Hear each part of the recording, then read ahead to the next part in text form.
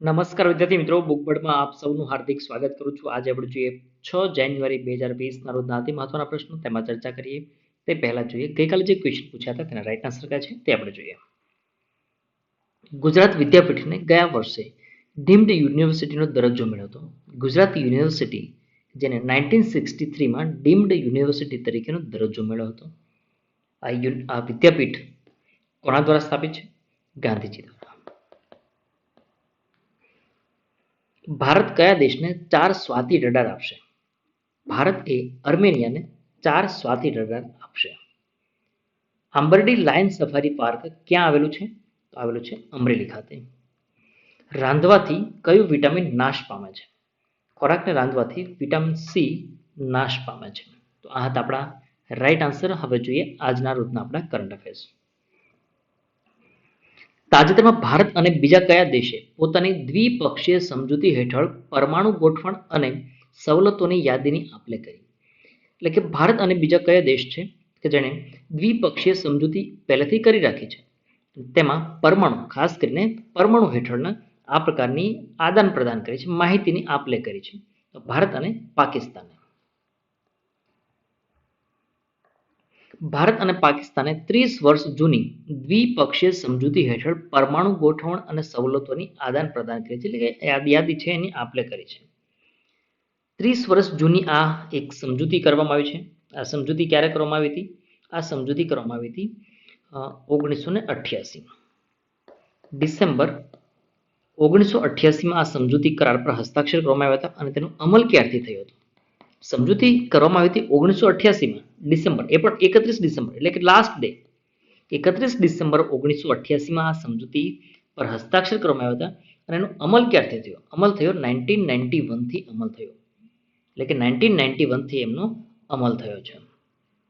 આ સમજૂતીમાં બંને દેશોએ એકબીજાની એટોમિક સવલતો પર હુમલા કરવાથી પ્રતિબંધની સમજૂતી કરાઈ છે, એટલે કે એકબીજા દેશો એકબીજા પર હુમલો નહીં કરે, પરમાણુ આ પ્રકારની એક ગોઠવણ કરવામાં આવી છે, એક સમજૂતી કરવામાં આવી છે. બંને દેશોએ ન્યુક્લિયર ઇન્સ્ટોલેશન એન્ડ ફેસિલિટેશન સામે હુમલાના પ્રતિબંધ અંગેની સમજૂતી પર 1 જાન્યુઆરી 2021ના રોજ ન્યુક્લિયર સમજૂતીની માહિતી છે એની આપ-લે કરી છે. એટલે કે આ બંને દેશો ભારત અને પાકિસ્તાન દર વર્ષે દરેક કેલેન્ડર વર્ષ કયું કહેવાય છે? આપણે તે કેલેન્ડર વર્ષ કહેવાય છે 1 જાન્યુઆરી. તો 1 જાન્યુઆરી દર વર્ષે 1 જાન્યુઆરીના રોજ આ પ્રકારના જે પણ પરમાણુ સવલતો આપણી પાસે ફેસિલિટી છે એની કઈ રીતે આપણે ઉપયોગ કરીએ છીએ, આ પ્રકારની દરેક વસ્તુ એકબીજા દેશોને માહિતી આપે છે, આદાન પ્રદાન કરે છે. અને સતત આ 30 વર્ષથી આ પ્રકારની માહિતીનો આપ-લે કરતા આવ્યા છે. ખાસ મહત્વની વસ્તુ આપણા માટે એ છે કે આ સંધિ ક્યારે કરવામાં આવી હતી અને એનો અમલ ક્યારથી થયો હતો? અમલ ક્યારથી થયો હતો? અમલ થયો હતો 27 જાન્યુઆરી 1991માં એનો અમલ થયો હતો. પછીથી દર વર્ષે 1 જાન્યુઆરીના રોજ આ પ્રકારની માહિતીની આદાન પ્રદાન કરવામાં આવે છે. ભારત અર્થ મૂવર્સ લિમિટેડ તેનો કેટલા ટકા હિસ્સો વેચવામાં આવશે? એટલે કે ભારતના કેન્દ્ર સરકારના હસ્તકનો ભારત અર્થ મૂવર્સ લિમિટેડનો 26% હિસ્સો એ હાલ વેચવામાં આવશે. દીપમ, આ પૂરું નામ ખાસ યાદ રાખજો. દીપમનું પૂરું નામ શું થાય છે? દીપમનું પૂરું નામ થાય છે department of investment and public asset management. તેના મુજબ સંરક્ષણ સેક્ટરની સરકારી કંપની BEML ભારત અર્થ મૂવર્સ લિમિટેડ એ પોતાનો 26% હિસ્સો હવે વેચી દેશે. ચલો મિત્રો, તમારે કમેન્ટમાં આન્સર લખવાનો છે કે દીપમનું જૂનું નામ શું હતું? દીપમ હાલ આપણે જે રીતે લખીએ છીએ તો દીપમનું જૂનું નામ શું હતું? જૂનું નામ એટલે કે પહેલા એક એવું નામ હતું કે હવે એનું નવું નામ રાખવામાં આવ્યું છે દીપમ, કે જે એનું પૂરું નામ થશે department of investment and public asset management. એનું જૂનું નામ શું હતું એ તમારે કમેન્ટમાં આન્સર આપવાનો છે. BEML હાલ એનો 26% હિસ્સો વેચી દેશે. તો આ 26% હિસ્સો વેચશે તો લગભગ 1000 કરોડ રૂપિયા મળવાની શક્યતા છે. 1000 કરોડ રૂપિયા મળશે. BEML એ સંરક્ષણ, વીજ, ખાણ અને ઇન્ફ્રાસ્ટ્રક્ચર જેવા સેક્ટરોમાં કામ કરે છે. એનું નાણાકીય વર્ષ 2019-20માં કંપનીની આવક જોઈએ તો કુલ આવક કેટલી થઈ હતી? 3000 કરોડ રૂપિયાની આવક થઈ હતી નાણાકીય વર્ષ 2019-20માં. BEML ની સ્થાપના ક્યારે કરવામાં આવી હતી? 1964માં એની સ્થાપના કરવામાં આવી હતી. સ્થાપના 1964 માં સ્થાપના થઈ હતી અને તેનું હેડક્વાર્ટર આવેલું છે બેંગ્લોર ખાતે. બેંગલુરુ ખાતે એનું હેડક્વાર્ટર આવેલું છે.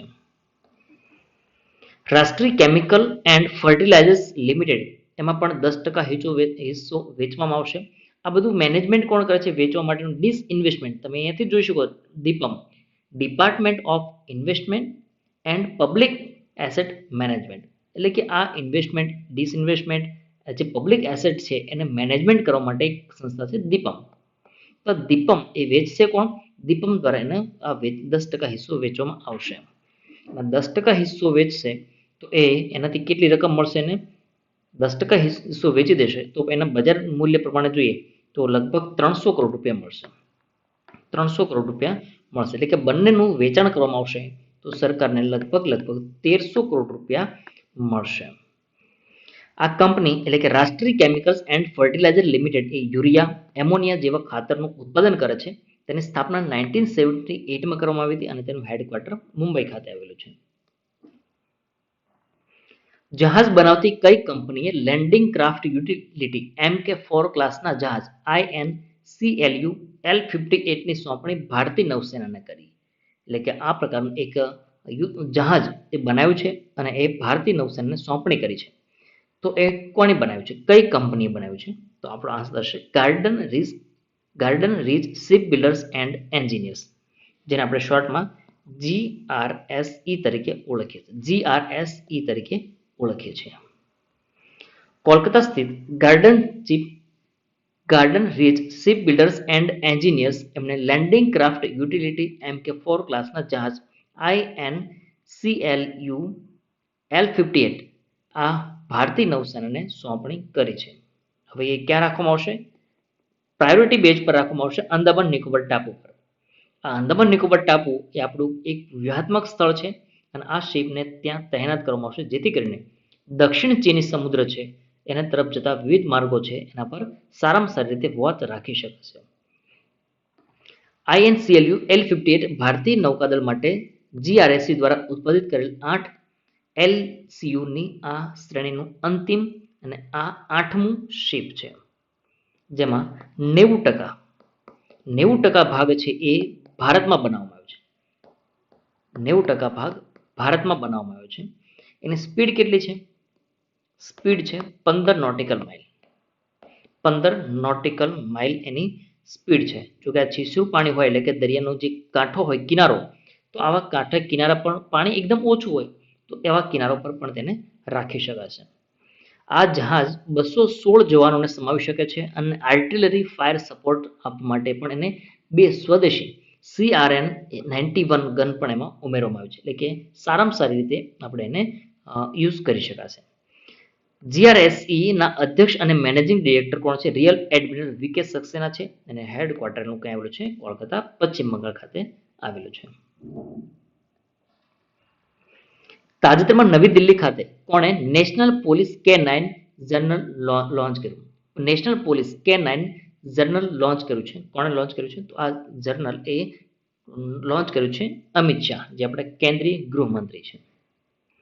કેન્દ્રીય ગૃહમંત્રી અમિત શાહે નવી દિલ્હીમાં નેશનલ પોલીસ K9 જર્નલ જારી કર્યો છે, જેમાં police service K9S police dog એના વિષય પર આ દેશનું પ્રથમ પ્રકાશન છે. આ એક અનોખી પહેલ છે જેમાં police service K9S police dog આ ટીમનો જે પણ સંબંધિત જે પણ વિષયો છે એને સારામાં સારી રીતે દર્શાવવામાં આવ્યા છે અને પ્રોત્સાહન આપે એ રીતે એને પ્રદર્શિત કરવામાં આવ્યા છે. દેશમાં પોલીસ સેવાના આધુનિકીકરણ માટે ગૃહ મંત્રાલયના પોલીસ આધુનિકીકરણ વિભાગ હેઠળ નવેમ્બર 2019માં એક વિશેષ પોલીસ K9 સેલની સ્થાપના કરવામાં આવી હતી અને આ જે K9 ની સ્થાપના કરવામાં આવી હતી તેના અંતર્ગત હાલમાં નેશનલ પોલીસ K9 જર્નલ જારી કરવામાં આવ્યું છે, જે આપણા કેન્દ્રીય ગૃહમંત્રી અમિત શાહે રજૂ કર્યું છે. અને આ જર્નલ છે એ હિન્દી અને અંગ્રેજી ભાષામાં જુદા જુદા જે વિભાગો છે એ વિભાગોમાં દર્શાવવામાં આવ્યું છે અને એને દર વર્ષે 2 વખત બહાર પાડવામાં આવે છે. ક્યારે બહાર પાડવામાં છે? એક તો એપ્રિલમાં અને બીજું ઓક્ટોબરમાં એને બહાર પાડવામાં આવશે, કારણ કે હાલમાં આ પ્રથમ આવૃત્તિ છે. કયા રાજ્યનો 14 વર્ષીય લિયોન મેન્ડોકા એ ભારતનો નવો ગ્રાન્ડ માસ્ટર બન્યો? ચેસમાં નવો ગ્રાન્ડ માસ્ટર એટલે શતરંજની રમતમાં આ નવો ગ્રાન્ડ માસ્ટર બન્યો છે 14 વર્ષનો લિયોન મેન્ડોકા કે જે ગોવાનો છે. ગોવાના 14 વર્ષીય શતરંજ ચેસ ખેલાડી એવા લિયોન મેન્ડોકા એ ત્રીજો અને આખરી નોમ હાંસલ કર્યો અને ભારતનો 67મો ગ્રાન્ડ માસ્ટર બન્યો છે. કેટલામો ક્રમનો છે? 67મો ગ્રાન્ડ માસ્ટર બની ચૂક્યો છે, જે આપણા માટે ખૂબ મહત્વનું છે. નવેમ્બર 2020માં બુડાપેસ્ટમાં બીજો અને ઇટલીમાં વેરજાની કપ એમાં ત્રીજો નોમ્સ એમણે મેળવ્યો હતો. આ 14 વર્ષનો છે એ ક્યાંનો છે?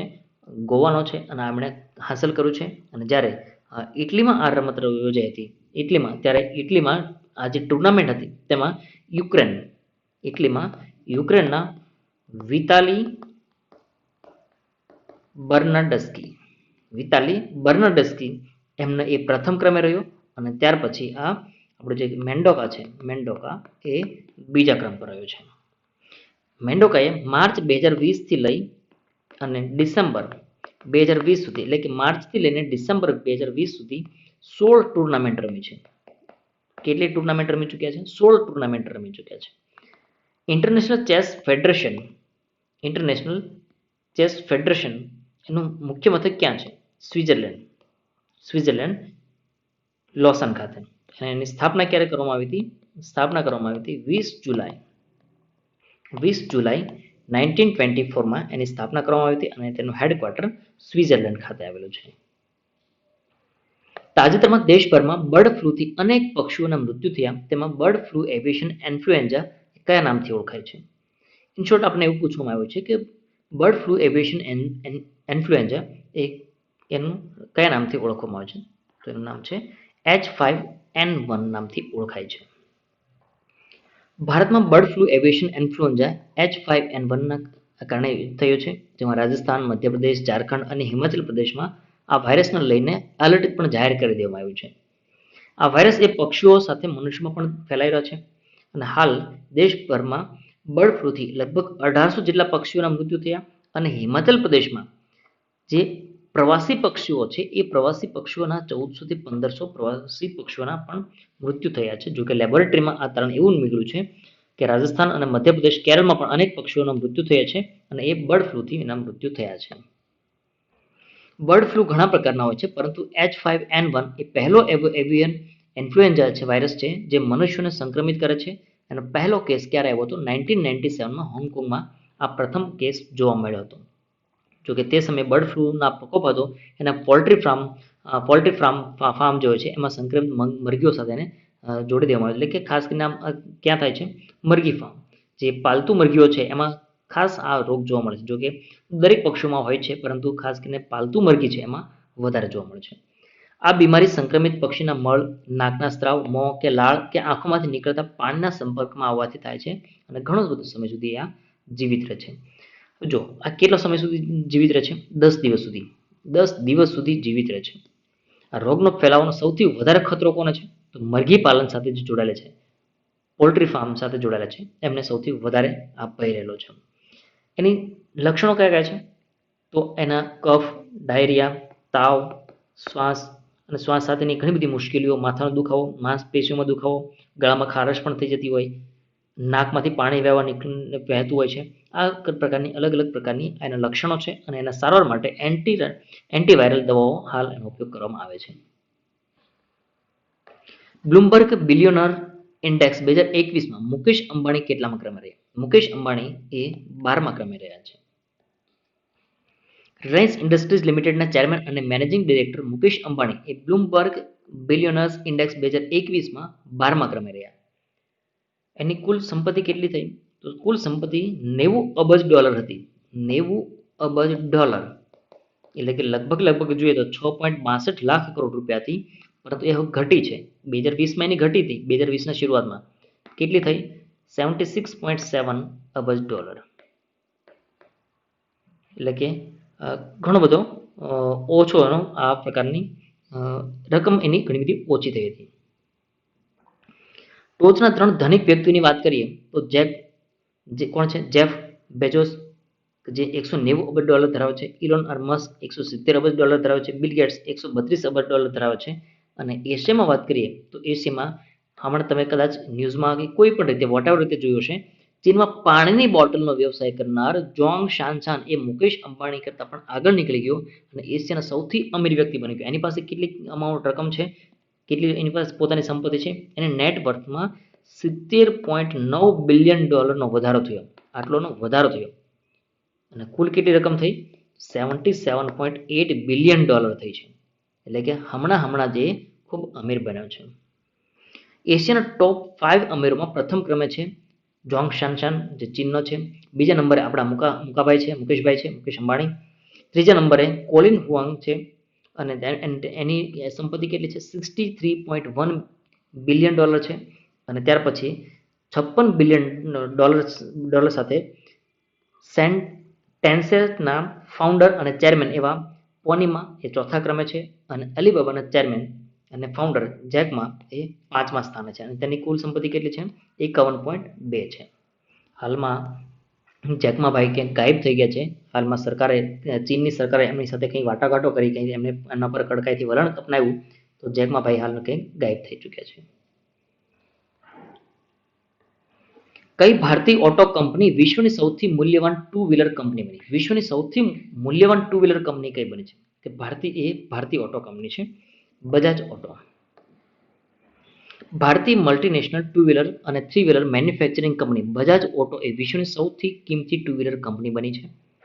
બજાજ ઓટોને 1 જાન્યુઆરી 2021ના રોજ માર્કેટ કેપિટલાઇઝેશન ₹1 લાખ કરોડ થી વધુ ગયું છે.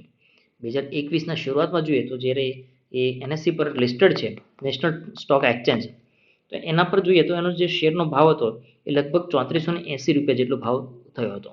તો એ હિસાબે જોઈએ તો 1,0670 કરોડ જેટલી એની પ્રોપર્ટી થઈ છે. બજાજ ઓટોનું મુખ્ય મથક ક્યાં છે? પુણે ખાતે. પુણે મહારાષ્ટ્ર ખાતે આવેલું છે અને એના મેનેજિંગ ડિરેક્ટર કોણ છે? એના મેનેજિંગ ડિરેક્ટર છે રાજીવ બજાજ. મિત્રો જોઈએ હવે આજના આપણે ટોપિક્સ વિશે વાત કરીએ. દિલ્હી સરકારે તમિલ એકેડેમીની સ્થાપના કરી. તમિલ એકેડેમીની સ્થાપના કરી છે દિલ્હી સરકારે. દિલ્હી સરકારના કલા, સંસ્કૃતિ અને ભાષા વિભાગે દક્ષિણ તમિલનાડુ રાજ્યની ભાષા અને સંસ્કૃતિને પ્રોત્સાહન આપવા માટે તમિલ એકેડેમીની સ્થાપના કરી. દિલ્હી સરકારમાં કલા, સંસ્કૃતિ અને ભાષા વિભાગના મંત્રી કોણ છે? મંત્રી મનીષ સિસોદિયા. મનીષ સિસોદિયા એના મંત્રી છે. આ એકેડેમી તમિલ ભાષા અને સંસ્કૃતિના લોકોના સારા કાર્યોને પ્રોત્સાહન આપવા અને પુરસ્કાર આપવા માટે વિવિધ એવોર્ડ પણ રજૂ કરશે અને દિલ્હી સરકાર એ તમિલનાડુના લોકો માટે સાંસ્કૃતિક ઉત્સવની ઉજવણી અને આયોજન પણ કરશે. દિલ્હીમાં તમિલનાડુના લોકોની સંખ્યા ઘણી બધી છે. દિલ્હી સરકારે ભૂતપૂર્વ કાઉન્સિલર સંગમ એન રાજાને તમિલ એકેડેમીના વાઇસ ચેરમેન તરીકે પણ એમની નિમણૂક આપી છે. ઉપયોગમાં ન લેવાયેલી સ્કૂલ હોય એમને નોન યુઝ તરીકે વાહન વેરામાંથી મુક્તિ આપવામાં આવશે. 1 એપ્રિલ થી લઈને 31 ડિસેમ્બર 2020 સુધીના સમય દરમિયાન ઉપયોગમાં ન લેવાયેલી હોય તેવી સ્કૂલ બસોને નોન યુઝ તરીકે વાહન વેરા વ્હીકલ ટેક્સમાંથી મુક્તિ આપવામાં આવશે. એટલે કે જે બસ યુઝ થઈ જ નથી તો એના પર જે બસ યુઝ કરવામાં આવે છે તો એના પર ટેક્સ લેવામાં આવે છે. તો વાહન જે યુઝ થયું જ નથી તો એના પર ટેક્સ લેવામાં નહીં આવે. તો આપણા ગુજરાત સરકારે આ નિર્ણય કર્યો છે.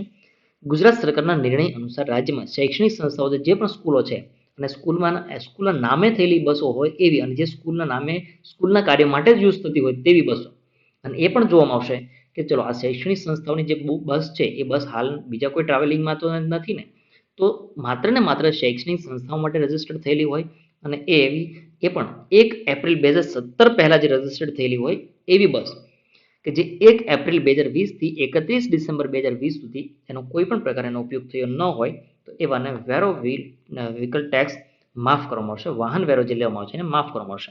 પણ એ પહેલા ચકાસવામાં આવશે કે આ સમય દરમિયાન કોઈ બીજી પ્રવૃત્તિ માટે તો લગ્નગાળા માટે યા તો કોઈ ટ્રાન્સપોર્ટેશન માટે એવી રીતેનો ઉપયોગ તો નથી થયો ને, તો આ તપાસવામાં આવશે અને ત્યારબાદ એને વેરો માફ કરવામાં આવશે. કારણ કે હાલ COVID-19ની જે પરિસ્થિતિ છે, તમારે શાળા, સ્કૂલ, કોલેજ તો બધું બંધ છે, તો પછી આ બસો તો ચલાવી જ નથી. તો આવી બધી બસોને એમાંથી રાહત આપવામાં આવશે. બટ કન્ડિશન એ છે કે આ 1 એપ્રિલ 2017 પહેલા રજીસ્ટર્ડ થયેલું હોવું જોઈએ અને 1 એપ્રિલ 2020 થી 31 ડિસેમ્બર 2020 સુધી એનો ઉપયોગ થયેલો ન હોવો જોઈએ. તો મિત્રો આપણે જે જબરદસ્ત જે ક્વિઝ રમી રહ્યા છે બુક બર્ડ નોલેજ ટેસ્ટ, તો બુક બર્ડ નોલેજ ટેસ્ટમાં જબરદસ્ત વિદ્યાર્થીઓ આન્સર આપી રહ્યા છે. ખૂબ મજાથી આપ લાભ લઈ રહ્યા છો. તો અને ખાખીની ખુમારી માટે જે વિદ્યાર્થીઓ પોલીસની તૈયારી કર્યા છે એવા વિદ્યાર્થીઓ માટે પણ આપણે અહીંયા હાલ એમને ક્વેશ્ચન આન્સર કરીએ છીએ. ચલો તો જોઈએ આજના આપણા 4 પ્રશ્નો અને એક ખાખીની ખુમારીનો પ્રશ્ન. 4 પ્રશ્નો જોઈએ. મને તમારો મોબાઈલ આપશો કે? વાક્યમાં રેખાંકિત શબ્દ શું સૂચવે છે? રેખાંકિત શબ્દ કે જે શબ્દ છે એ શું સૂચવે છે એ તમારે આન્સર કરવાનો છે. સીઆરટી નું પૂરું નામ જણાવવાનું છે. Arya said Radha let's finish your work.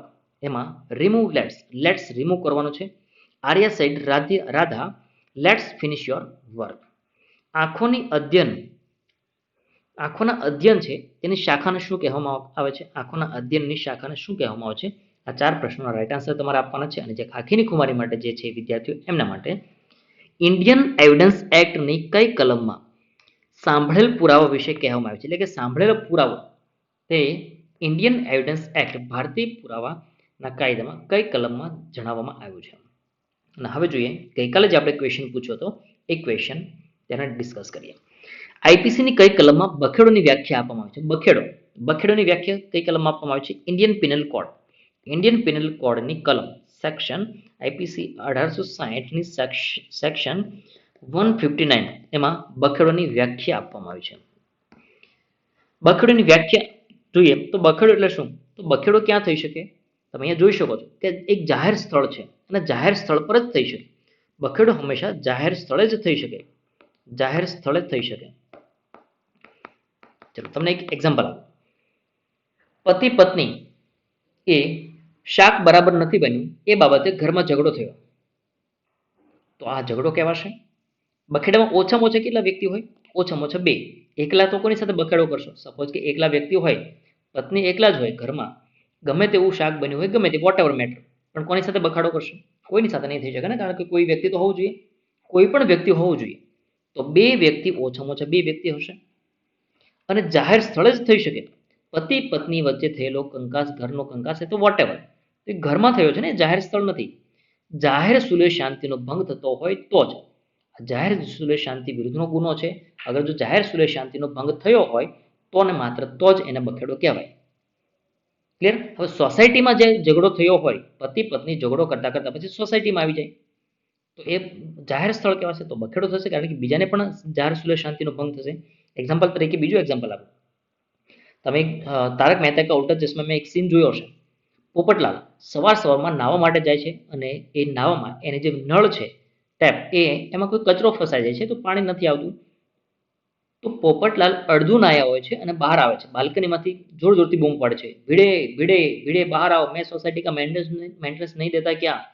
આવું કરીને નવા વર્ષના પહેલા દિવસે બૂમ બરાડા પાડે છે અને બધા જ લોકો બાલ્કનીમાં આવી જાય છે. ભીડે માસ્તરને પણ બાલ્કનીમાં લઈ આવે છે. ભીડે માસ્તરની સાથે જેમ તેમ વર્તન કરવા માંડે છે.